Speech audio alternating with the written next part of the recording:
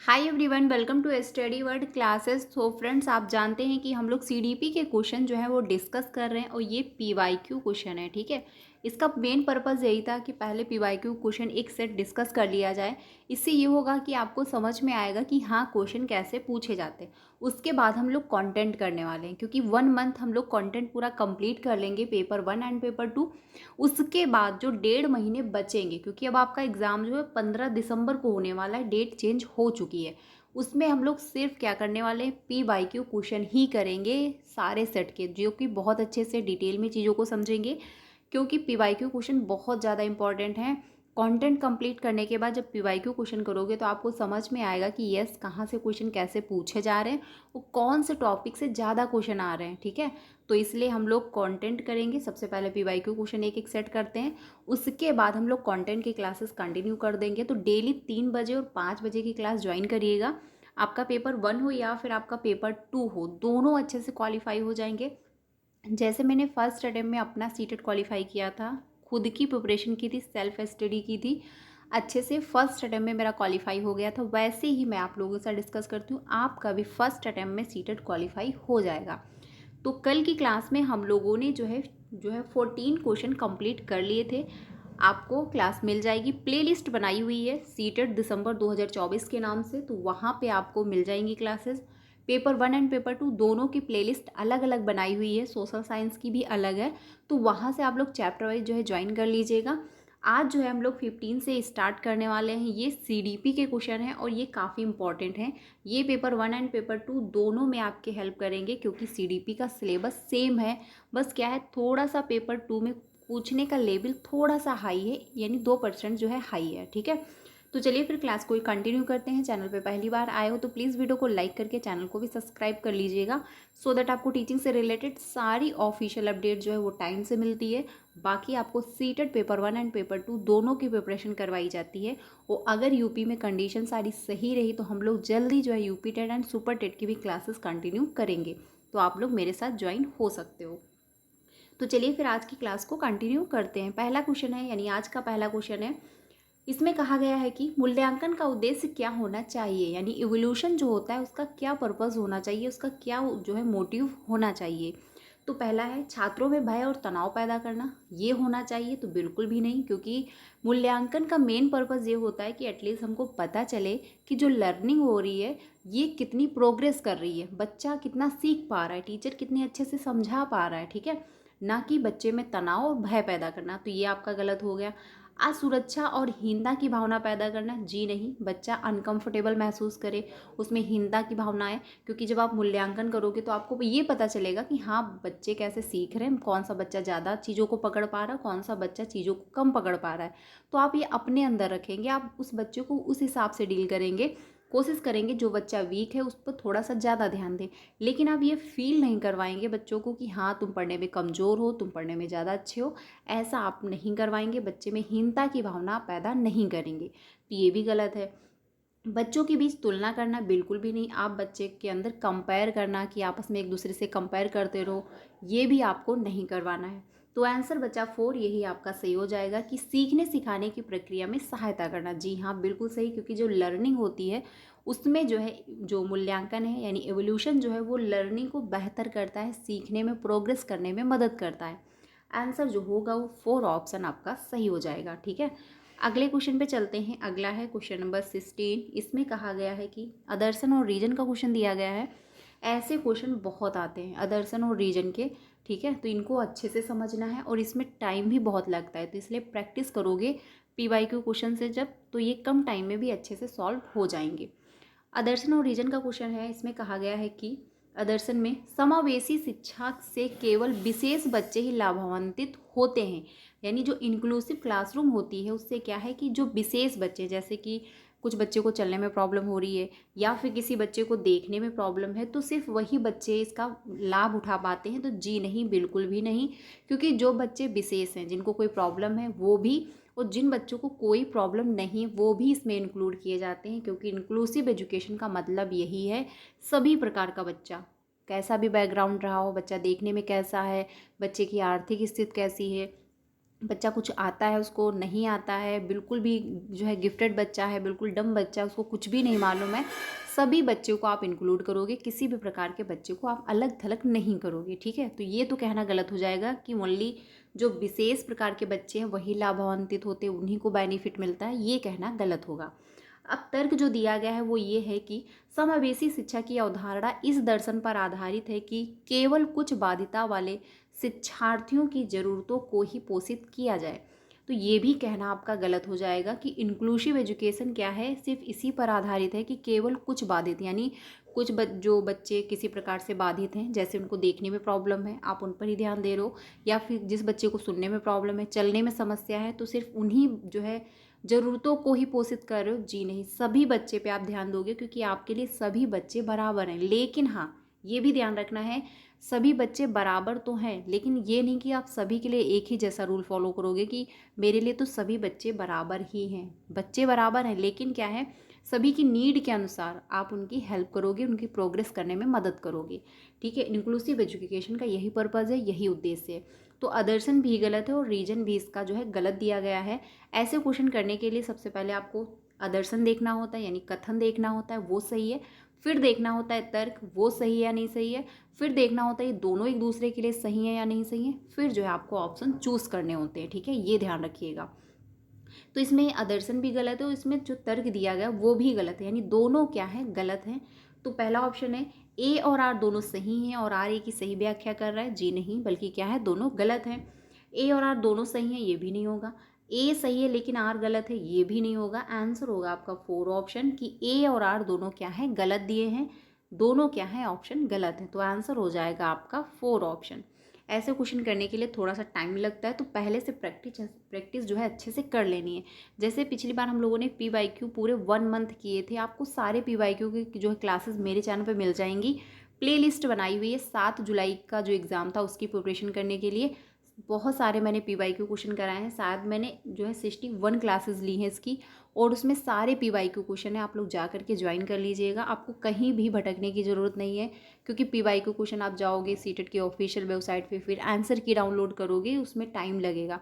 वहाँ पर आपको सारी क्लासेस मिल जाएंगी, प्लेलिस्ट बनाई हुई है, और क्लासेस भी पड़ी हैं कि 1 2 3 4 5 ऐसे करके, ठीक है। तो आपको सारी क्लासेस मिल जाएंगी, तो सीक्वेंस में जा करके आप लोग ज्वाइन हो सकते हो। अगला क्वेश्चन है कि वंचित पृष्ठभूमि के छात्रों का समावेशन, इस बार भी मैं PYQ क्वेश्चन कराऊंगी, बट मैंने पिछले साल जो मैंने मतलब पिछली बार जो मैंने करवाया था वो भी क्लासेस मिल जाएंगी आपको, तो वो भी आप लोग ज्वाइन कर सकते हो।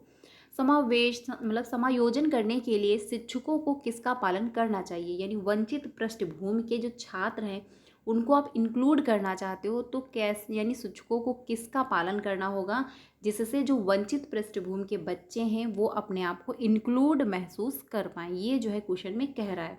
तो पहला है सामाजिक बहिष्कार करोगे, जी नहीं, क्योंकि बच्चे क्या वंचित पृष्ठभूमि से आए हैं, वो वंचित पृष्ठभूमि से हैं, तो उनको क्या है, आपको इंक्लूड करना है, उनको ये फील ना हो कि वो अलग हैं समाज से, या फिर वो वंचित पृष्ठभूमि से आए हैं।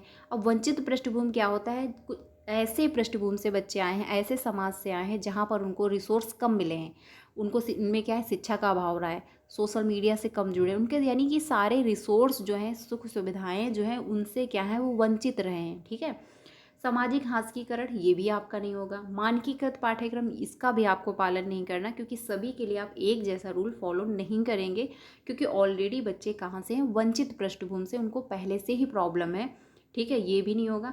आंसर आपका 4 ही ऑप्शन होगा, क्योंकि विभेदित निर्देश, हर बच्चे की नीड के अनुसार आप उनको निर्देश दोगे, उनको जो है गाइड करोगे, उनकी मदद करोगे, जिस बच्चे की जिस हिसाब से नीड है आप उसकी उस हिसाब से मदद करोगे। जैसे कि अब कुछ बच्चे ऐसे हैं जिनको जो है चलने में प्रॉब्लम है, तो उनको आप उस हिसाब से गाइड करोगे, उनका जो क्लास है वो ग्राउंड फ्लोर पे बनवा दोगे, या फिर लिफ्ट का प्रयोग करवा दोगे, या फिर जिस बच्चे को सुनने में प्रॉब्लम है आप उसको आगे बैठा दोगे, यानी बच्चे की नीड के अनुसार आप उसकी मदद करोगे। आंसर आपका 4 ऑप्शन सही हो जाएगा, ठीक है। अगले क्वेश्चन पे चलते हैं 18 पे। 18 है कि निम्न में से कौन सा शारीरिक गति विकलांगता से जूझते विद्यार्थियों के लिए जो है गतिशीलता सहायक तकनीकी का उदाहरण है, यानी कि जिस व्यक्ति को क्या है, या फिर जिस बच्चे को चलने में प्रॉब्लम है, उसके लिए आप जो है कौन सी तकनीकी का जो है प्रयोग करते हैं, ये आपको बताना है। तो पहला ऑप्शन है कि व्हील चेयर, पहिया जो लगी होती वो कुर्सी, या फिर बड़ी मुद्रण वाली किताबें। तो बच्चे को चलने में प्रॉब्लम है, यानी वो जो है शारीरिक गति की जो है विकलांगता है उसमें, तो बड़ी मुद्रा वाली किताबों का कोई पॉइंट नहीं, ये आपका नहीं होगा। शब्द जो है भविष्यवाणी वाला सॉफ्टवेयर, ये भी नहीं, क्योंकि बच्चे को यहाँ पर बोलने में प्रॉब्लम नहीं है बल्कि उसको चलने में प्रॉब्लम है। स्पर्श सामग्री, यहाँ पर बच्चे को देखने में भी समस्या नहीं हो रही है। आंसर होगा आपका फर्स्ट ऑप्शन, क्योंकि व्हील चेयर, क्योंकि बच्चे को चलने में समस्या है तो व्हील चेयर का प्रयोग करके बच्चे को एक जगह से आप दूसरी जगह मूव करवा सकते हो। ठीक है, आंसर आपका जो होगा वो फर्स्ट ऑप्शन सही हो जाएगा। अगले क्वेश्चन पे चलते हैं 19 पे। 19 है कि गणितीय अवधारणाओं को और जो है गणना में कठिनाइयाँ किन छात्रों की विशिष्ट विशेषताएं हैं, यानी कि उनको क्या है गणित में जो है कैलकुलेशन करने में प्रॉब्लम हो रही है, ठीक है, वो ऐड नहीं कर पा रहे हैं, डिवाइड नहीं कर पा रहे, तो उन जो जिन छात्रों में प्रॉब्लम है उनको क्या कहा जाएगा, ये जो है आपको बताना है। तो ये भी एक क्वेश्चन बहुत इंपॉर्टेंट है, और ये क्वेश्चन क्या है हर बार पूछा जाता है। ये जो है ध्यान रखना, 19 का कौन सा ऑप्शन सही होगा ये जो है आपको बताना है। तो बात यहाँ पर हुई है बच्चे को मैथ से प्रॉब्लम है, यानी कि गणितीय जो है गणना करने में प्रॉब्लम हो रही है, तो होगा आपका आंसर गुणज वैफल्य, क्योंकि क्या है डिसकैलकुलिया होगा, क्योंकि बच्चे को गणना करने में प्रॉब्लम हो रही है। अगर बच्चे को जो है पढ़ने में प्रॉब्लम होती तो डिसलेक्सिया हो जाता, बच्चे को लिखने में प्रॉब्लम होती तो डिसग्राफिया हो जाता, और बच्चे को क्या है स्वालीनता, यानी कि बच्चे में स्वालीनता की अगर समस्या है तो वो क्या है लोगों से ज़्यादा इंटरेक्ट नहीं होगा, उसको अकेला रहना पसंद होगा, वो ज़्यादातर लोगों से बात नहीं करेगा, ठीक है। उसके जो है आसपास अगर कोई भी चीज़ें जो है थोड़ा सा चेंज कर दिया जाएगा, अगर रूम का जो है डेकोरेशन भी अगर आपने चेंज कर दिया है तो भी बच्चा डिस्टर्ब हो रहा होगा, ठीक है। तो आंसर फिलहाल के लिए यहाँ पर क्या होगा कि गणितीय प्रॉब्लम है, यानी कि गणना करने में बच्चे को प्रॉब्लम हो रही है, तो गुणज वैफल्य है, यानी कि डिसकैलकुलिया आपका हो जाएगा। आंसर हो जाएगा फर्स्ट ऑप्शन, ये ध्यान रखना बहुत इंपॉर्टेंट है। कोई ना कोई इसमें से एक पूछ लिया जाएगा, कह दिया जाएगा बच्चे को लिखने में समस्या है तो डिस्ग्राफिया हो जाएगा, क्योंकि बच्चा ग्राफ लिखने से संबंधित है। पढ़ने में प्रॉब्लम है तो डिसलेक्सिया होगा, ये ध्यान रखिएगा, क्योंकि इसमें से कोई भी एक क्वेश्चन आपसे पूछा जा सकता है, ठीक है। आगे चलते हैं अगले क्वेश्चन पे। अब है 20 में कहा गया है कि आपको सारी क्लासेस मिलेंगी, सीडीपी है, ईवीएस है, हिंदी पेडागोजी है, मैथ पेडागोजी है, हम लोग सब कुछ डिस्कस करेंगे। बस डेली आपको क्या करना है 3 बजे और 5 बजे की क्लास में ज्वाइन होना है, ठीक है, ये ध्यान रखिएगा। अगला है क्वेश्चन 20, इसमें कहा गया है कि रचनात्मक बच्चों की विशिष्ट पहचान जो है विशेषताओं में शामिल है। अब इसमें कौन सा ऑप्शन होगा क्वेश्चन नंबर 20 का। पहला है विचारों की अनम्यता, या फिर ऊब के लिए उच्च सहिष्णुता, या फिर जटिलता के लिए वीरता, या फिर अभिसारी सोच। तो बात यहाँ पर हुई है कि जो क्वेश्चन है आपका 20, इसमें कहा गया है कि रचनात्मक बच्चों की विशिष्ट पहचान, यानी जो क्रिएटिव बच्चे होते हैं उनकी विशिष्ट पहचान जो है कैसे होगी।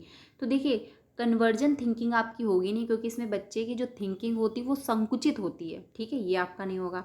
विचारों की अनियमितता, ये भी नहीं होगा। ऊब के लिए, ये भी नहीं होगा। आंसर होगा थर्ड ऑप्शन की जटिलता के लिए वीरता, यानी बच्चे जो रचनात्मक होंगे, क्रिएटिव होंगे, वो चैलेंज करेंगे, हर चीज़ नए तरीके से प्रेजेंट करने की कोशिश करेंगे, कुछ नया करने की कोशिश करेंगे। तो आंसर जो होगा वो क्या है थर्ड ऑप्शन से ही हो जाएगा। हर चीज़ वो नए तरीके से करेंगे, उनको नए नए चैलेंज एक्सेप्ट करना अच्छा लगेगा, ठीक है।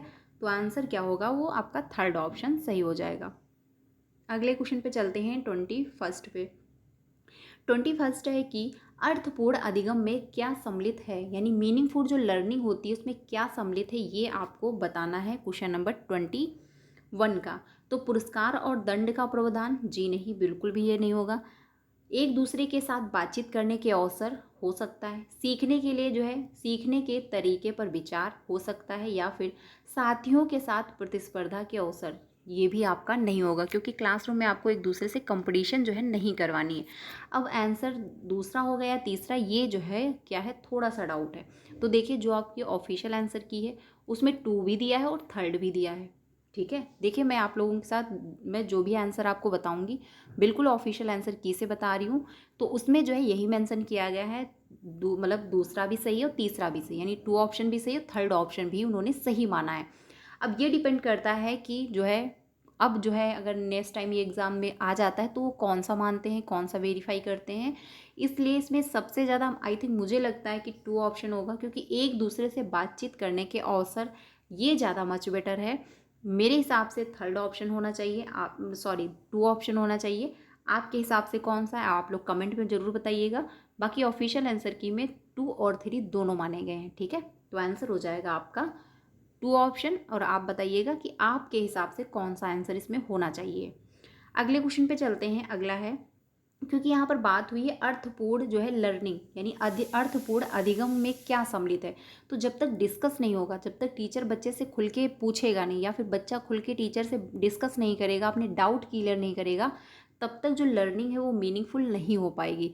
अगर बच्चा डर रहा है टीचर से, तो भी अच्छे से वो हर डाउट अपने नहीं पूछ पाएगा। और टीचर भी अगर आया ऐसे ही लेक्चर दे के चला गया, तब भी बच्चा अच्छे से चीज़ों को कनेक्ट नहीं कर पाएगा। तो टीचर और बच्चे के बीच की जो बॉन्डिंग है वो अच्छी होनी चाहिए, अच्छे से हर बात हर डिस्कस वो कर पाएँ, ठीक है, हर टॉपिक पे, तभी जाके लर्निंग मीनिंगफुल हो पाएगी। और बच्चे हर चीज़ जो सीखें उसको रियल लाइफ में प्रयोग कर पाएँ, तभी जाके लर्निंग जो है वो मीनिंगफुल होती है। आंसर आपका 2nd ऑप्शन होगा मेरे हिसाब से। आप लोग बताइएगा कि आपके हिसाब से कौन सा होगा। अगले क्वेश्चन पे चलते हैं 22 पे। 22 है अदर्शन और रीजन का क्वेश्चन। फिर से इसमें जो है कहा गया है कि शिक्षार्थी जो है केंद्रित दृष्टिकोण वह है जहां पाठ्य पुस्तक सभी सीखने का केंद्र है, यानी कि पाठ्य पुस्तक जो है सभी सीखने का केंद्र बताया गया है क्वेश्चन नंबर 22 में। तो देखिए लर्निंग जो आपकी होती है उसमें पाठ्य पुस्तक एक पार्ट है, एक संसाधन है।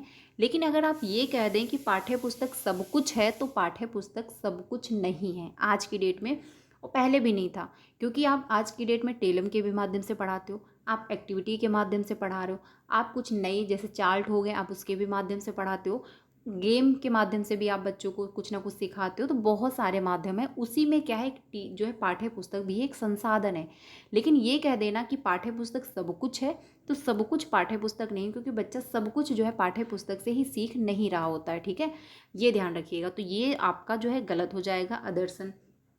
तर्क जो दिया गया कि माध्यमिक विद्यालय में छात्र सबसे अच्छा सीखते हैं जब पाठ्य पुस्तक को पुनः पेश करने के लिए कहा जाता है, यानी कि माध्यमिक विद्यालय में छात्र जो होते हैं वो सबसे अच्छा जब सीख रहे होते हैं जब पाठ्य पुस्तक पुनः पेश करने के लिए टीचर ने पढ़ा दिया, बच्चे ने उसको फिर से रिपीट कर दिया, तो क्या बच्चा बेहतर सीखेगा? नहीं, वो तो सिर्फ कॉपी कर लेगा, सेम वैसे ही उतार देगा।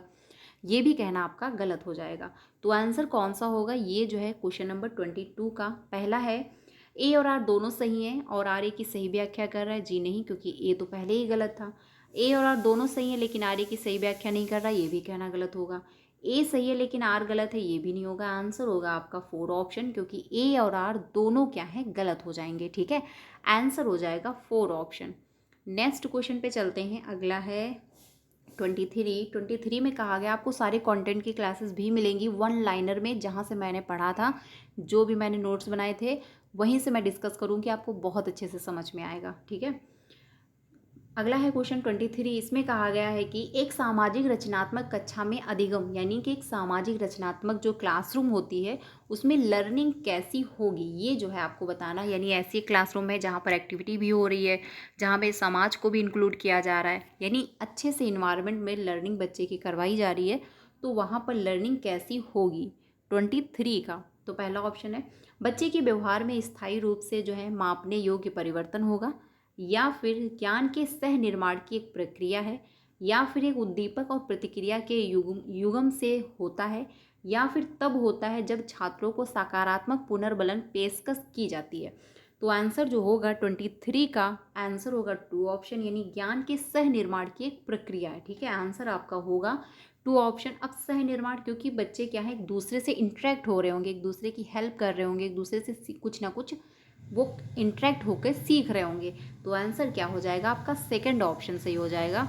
अगले क्वेश्चन पे चलते हैं 24 पे। 24 है कि डैश डैश अधिगम के लिए उचित कक्षा का जो है वातावरण का आधार होने चाहिए, यानी लर्निंग के लिए उचित कक्षा का वातावरण कैसा होना चाहिए, कौन सा आधार होना चाहिए।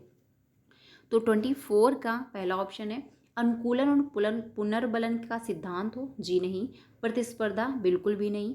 सहयोग और सहकारात्मकता होनी चाहिए, बिल्कुल सही है। पृथक्करण, ये भी नहीं होगा, नामनीकरण कि आप बच्चे को पृथक कर रहे हो, अलग थलग कर रहे हो कि आप अच्छे बैकग्राउंड से हो तो आप इस तरफ बैठोगे, आप अच्छे बैकग्राउंड से नहीं हो तो आप इस तरफ बैठोगे, ऐसा नहीं करना क्योंकि बच्चों में हीनता की भावना आएगी। आपको लेवल भी नहीं करना, ये भी नहीं होगा। आंसर होगा थर्ड ऑप्शन, क्योंकि सहयोग है सहकारात्मक जो है सहकारात्मकता से जो आप लर्निंग कराओगे तो लर्निंग आपकी बेहतर होगी और उचित वातावरण भी बच्चे को मिल पाएगा, यानी बेस्ट इन्वायरमेंट बच्चे को मिल पाएगा। आंसर आपका जो है थर्ड ऑप्शन होगा, क्योंकि जब जहाँ पर भी प्रॉब्लम होगी बच्चा एक दूसरे की मदद कर रहा होगा, एक दूसरे की मदद करके सीख रहा होगा तो लर्निंग बेहतर होगी और सहयोग की भी भावना एक दूसरे में आएगी। तो आंसर क्या होगा, थर्ड ऑप्शन सही हो जाएगा।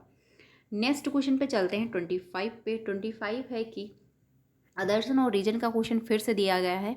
इसमें कहा गया है कि मध्य विद्यालय के बच्चों को सहज अनुमान लगाने के लिए प्रोत्साहित करना और उन्हें विभिन्न तरीकों की तलाश करने के लिए प्रोत्साहित करना समस्या समाधान कौशल को बढ़ावा देने के लिए एक प्रभावी रणनीति है। ठीक है, अब तर्क जो दिया गया कि बच्चे विभिन्न दृष्टिकोणों की चर्चा और सोच की प्रक्रियाओं के माध्यम से सीखते हैं, तो इसमें कौन सा ऑप्शन सही होगा ये जो है बताना है।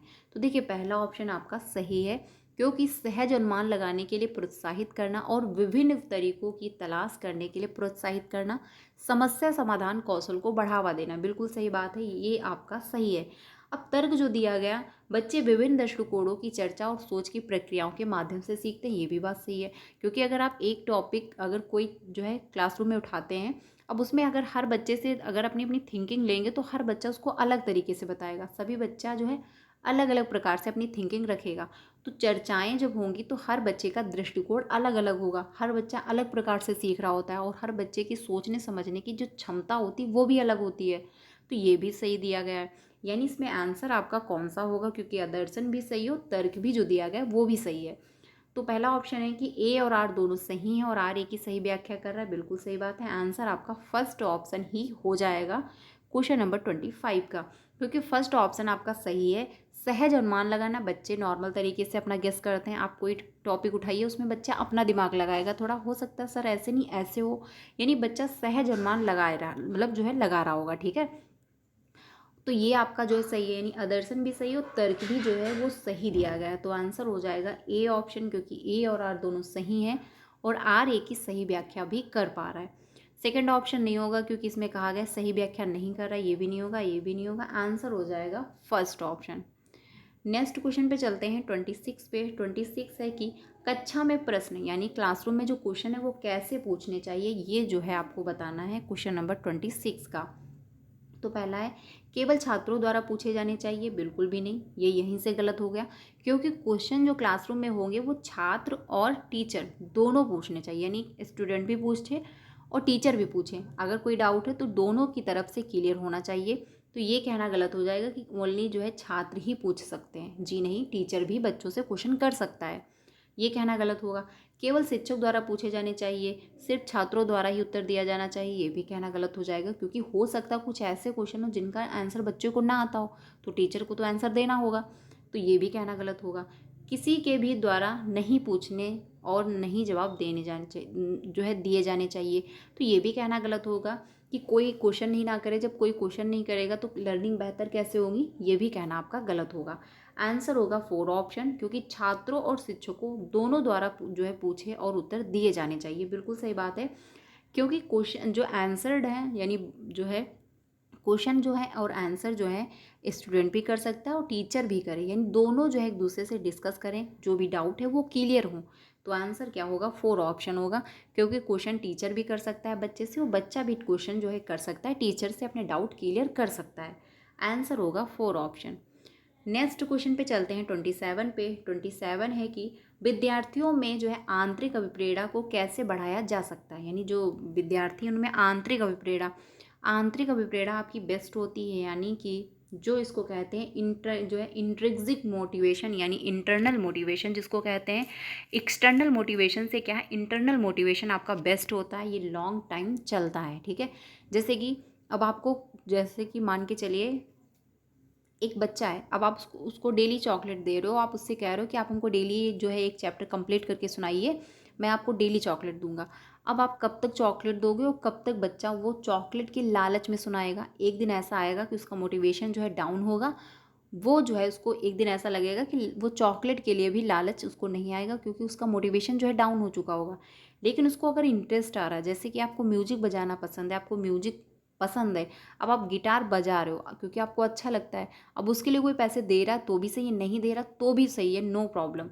इस ये क्या है, आपका लॉन्ग टाइम चलेगा। आपको पसंद है वो करना, और जो चीज़ करना पसंद होता है वो लॉन्ग टाइम चलता है। लेकिन आप किसी वजह से चल कर रहे हो, किसी को इम्प्रेस करने के लिए कर रहे हो, तो वो कुछ टाइम चलेगा, उसके बाद डाउन हो जाएगा। तो आंसर जो यानी कि जो है एक्सटर्नल मोटिवेशन से क्या होता है, इंटरनल मोटिवेशन आपका लॉन्ग टाइम चलता है, और ये बेस्ट भी माना जाता है। आंतरिक अभिप्रेरणा को कैसे बढ़ाया जा सकता है, ये जो है क्वेश्चन पूछा गया है। तो भौतिक पुरस्कार, इसका रीजन बाहर है, और जिसका रीजन बाहर होगा वो आपका क्या है, एक्सटर्नल मोटिवेशन है। तो ये कहना गलत होगा, यहाँ पर पूछा है इंटरनल मोटिवेशन। नकारात्मक जो है सुदृढ़ीकरण, ये भी नहीं होगा। दंड के भय द्वारा, तो इसका भी रीजन कहाँ है, बाहर है। लेकिन सीखने की खुशी पर ध्यान केंद्रित करके, ये रीजन आपको अंदर देखने को मिल रहा है, क्योंकि उसको खुशी हो रही है, उसको करना अच्छा लग रहा है। जो काम अच्छा लग रहा है, बच्चा खुद के लिए कर रहा है, उसको अच्छा फील हो रहा है, वो लॉन्ग टाइम चलेगा। जैसे कि आपको अगर मैथ लगाना पसंद है, मैथ पसंद है, तो आप उसको अच्छे से पढ़ोगे, अच्छे से समझोगे, और उसमें इंटरेस्ट भी आपका आएगा, और लॉन्ग टाइम आपको याद रहेगा। लेकिन अगर मैथ आपको पसंद नहीं है, तो आप थोड़े टाइम पढ़ोगे, थोड़ा सा क्वेश्चन कर लोगे, फिर उसको छोड़ दोगे, और फिर कुछ टाइम बाद उसको आप भूल भी जाओगे। तो इसलिए क्या है, जो इंटरनल मोटिवेशन होता है वो लॉन्ग टाइम चलता है, एक्सटर्नल मोटिवेशन आपका कुछ टाइम बाद डाउन हो जाता है। ठीक है, आंसर होगा आपका 4 ऑप्शन। नेक्स्ट पे चलते हैं 28 पे। क्वेश्चन नंबर 28 है कि मध्य विद्यालय के छात्र किन प्रक्रियाओं के द्वारा ज्ञान का निर्माण करते हैं और अर्थ निकालते हैं, ये जो है बताना है क्वेश्चन नंबर 27 में। एक मिनट, क्वेश्चन नंबर है 28।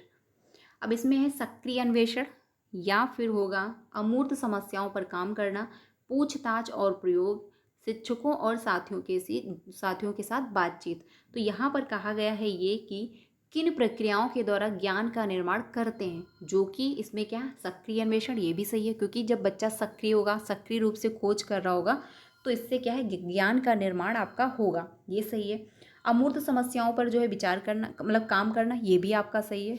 ठीक है, पूछताछ और प्रयोग, ये भी आपका सही है, क्योंकि डिस्कस होगा, जो है आप एक्सपेरिमेंट करोगे, आप प्रयोग करोगे, ये भी सही होगा।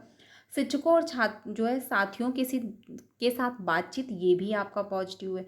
यानी आंसर हो जाएगा 4 ऑप्शन, क्योंकि फर्स्ट भी सही है, सेकंड भी सही है, थर्ड भी सही है, और फोर्थ भी सही है। तो आंसर हो जाएगा 4 ऑप्शन। ठीक है, ये आप लोग ध्यान रखिएगा।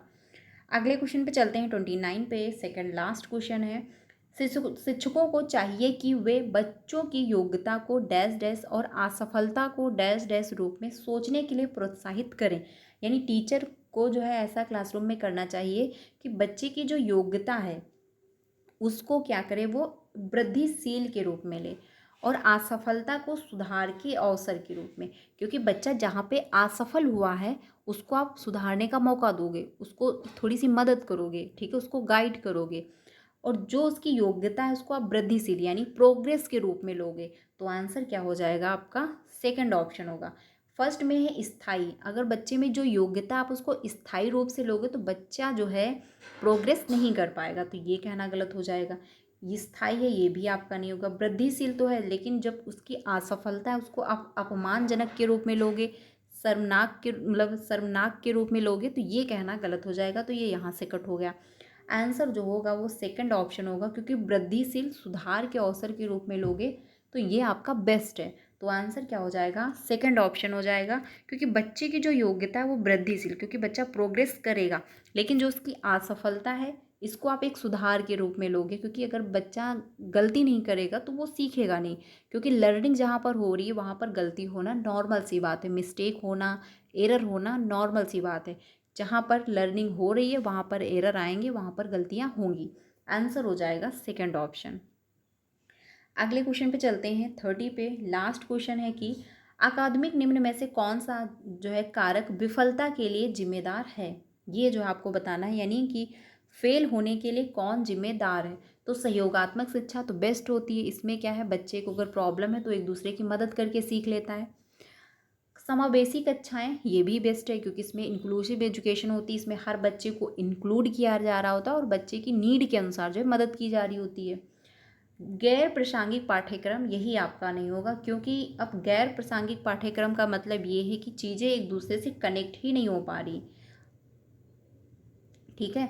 यानी कि क्लास चल रही है मैथ की, एग्जाम्पल दिए जा रहे हैं साइंस के, क्लास चल रही है हिंदी की, एग्जाम्पल दिए जा रहे हैं इंग्लिश के, तो चीज़ें कनेक्ट नहीं हो पा रही। बच्चा आया है गांव से, एग्जाम्पल दे रहे हो आप जो है शहर के, तो बच्चा कहाँ समझेगा। बच्चा है इंडिया का, एग्जाम्पल दे रहे हो आप पाकिस्तान के, तो बच्चा नहीं समझ सकता। यानी कि जिनका कनेक्शन ही एक जो है कनेक्शन ही नहीं है दूर दूर तक, तो बच्चा चीज़ों को अच्छे से समझ नहीं पा रहा है।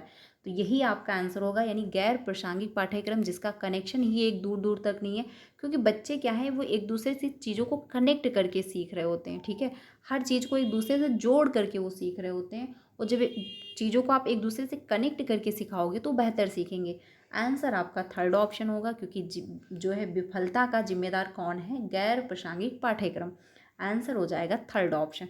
तो फ्रेंड्स ये 30 क्वेश्चन थे, जो कि कल की क्लास में हम लोगों ने 14 क्वेश्चन कंप्लीट किए, आज की क्लास में हम लोगों ने 16 क्वेश्चन कंप्लीट किए, और पूरे जो है 30 क्वेश्चन कंप्लीट हो गए। एक पूरा सेट हम लोगों ने डिस्कस कर लिया 2 क्लास में। तो आप लोग कल की क्लास को भी ज्वाइन कर लीजिएगा। बाकी आज जो इस संडे को आपको, यानी संडे को आपको पेपर 2 एसएसटी की पीवाईक्यू क्वेश्चन की क्लास मिलेगी, वो आप लोग ज्वाइन करिएगा। 5 बजे की क्लास में ध्यान रखिएगा, आपको 5 बजे क्लास मिल जाएगी। बाकी 3 बजे जो क्लास होती है उसमें हम लोग पेपर 1 एंड पेपर 2 दोनों की प्रिपरेशन कर रहे हैं। 5 बजे की क्लास में हम लोग थ्योरी भी चल रही है चैप्टर वाइज। बाकी संडे को आप लोगों को पीवाईक्यू की जो है क्लास भी मिलती रहेगी, ठीक है। तो क्लास अच्छी लगी तो लाइक कर दीजिएगा, बाकी अपने सारे फ्रेंड को शेयर भी कर दीजिएगा, और कोई डाउट है तो कमेंट में पूछ लीजिएगा, ठीक है। तो मिलते हैं नेक्स्ट वीडियो में। क्लास अच्छी लगी तो लाइक ज़रूर करिएगा, बाकी चैनल पे पहली बार आए हो तो सब्सक्राइब कर लीजिएगा, क्योंकि आपको सारी क्लासेस मिलेंगी पेपर 1 एंड पेपर 2 की। बाकी टीचिंग से रिलेटेड कोई भी अपडेट आती वो भी आपको इन्फॉर्म कर दी जाती है। तो मिलते हैं नेक्स्ट वीडियो में। Thank you.